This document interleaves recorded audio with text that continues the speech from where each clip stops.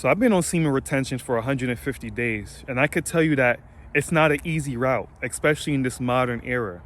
Everything that we see, our whole environment is predicated upon sex, fapping, and just being in a hyper sexualized state. So I understand that this is a modern task that the modern man has to complete, but it's a necessary one. Being on 150 days of semen retention, I thought that it would be like an easy uphill path on me stopping from having these urges so constantly, but I was so wrong. I didn't know I would have all these battles, and then it was almost as if this path is a roller coaster. But that's the story of life. Nothing in life is just a straightaway breeze through flyway straight road. We go through our ups and downs, and on this semen retention, it's a roller coaster.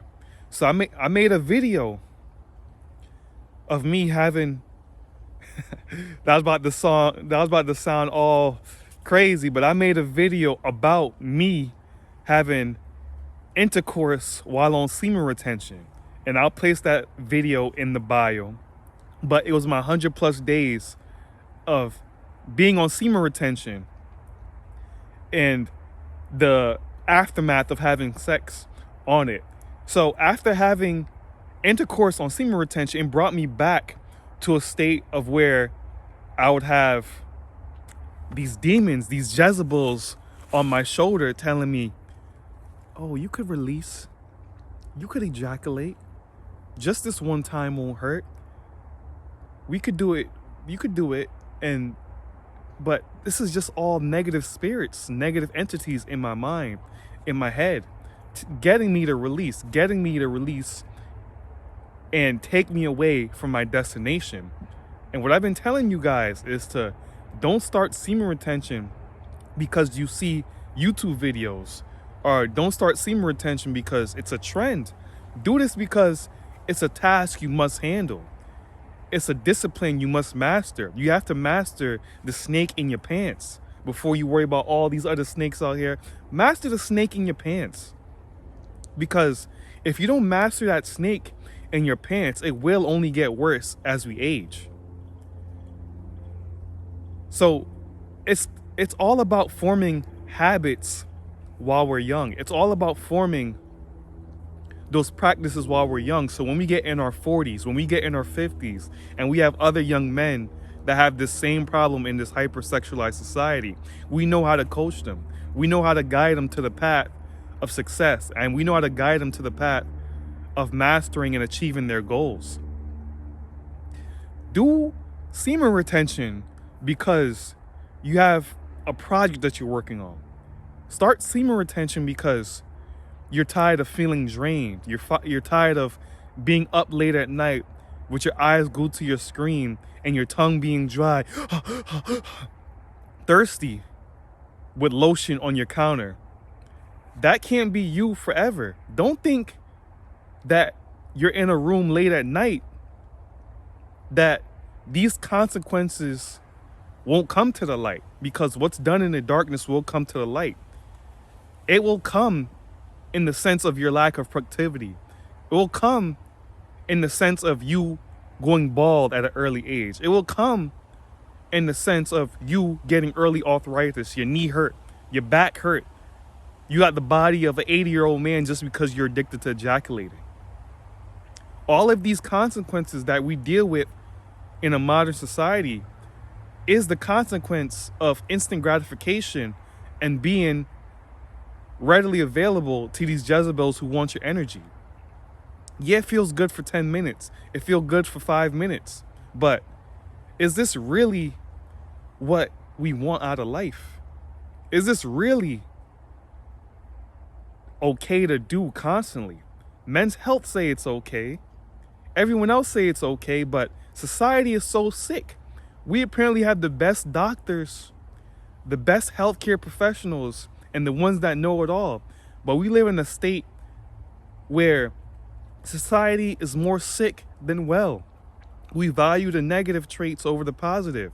And anything that's deemed as empowering or beneficial to men especially, you get poked fun of. This is no coincidence.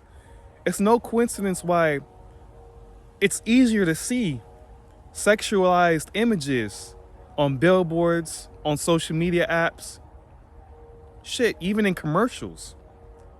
It's no coincidence that we have a era of weak men who don't know how to lead, who don't know how to talk to women, who don't know how to build anything really. This is all planned. This is all programmed for us to be in a weakened state. They want to change the man into a woman, and they want to make the woman become a man. They want the man to take on the role of a woman. Submissive, quiet, don't question authority. You listen to authority. While the woman becomes the man, the woman is the bread taker. The woman is taking care of the house. The woman is taking care of the man. They're trying to switch society around and make us in a state where the children grow up to be confused. The children is having two fathers. The children is having two wives. The children don't know what they're sexually interested in. They're trying to be groomed into one gender. They're trying to be groomed into another gender. They're trying to be groomed into something that they're not. These programs are being instilled into them, and the elites know that the children have a fragile mind, and the first 7 years of a child's life is the most important. So why you think they come in at your children in kindergarten, teaching you about things they don't even think about, talking about it's inclusive. Children are already inclusive. We have to wake up and become strong. There's enough weak people, and we have to weed out the weak traits in us to become stronger men, to protect the society that we call home. Because I'm thinking on a large scale. I'm thinking about the future. How much kids will they have to sacrifice in order to get this false propaganda message across? Are we just going to look on and let the women do what they want? Are we going to become the best men we couldn't be in silent? Because this is not just about you.